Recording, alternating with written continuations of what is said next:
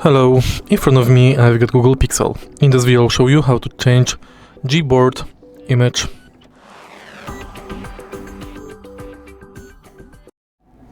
In the beginning, let's enter Gboard.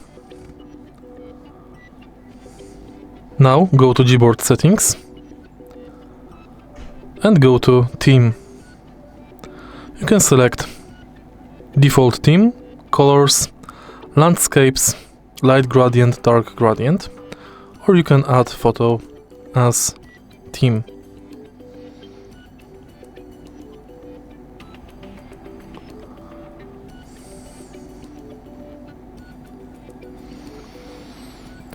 Apply and it's done.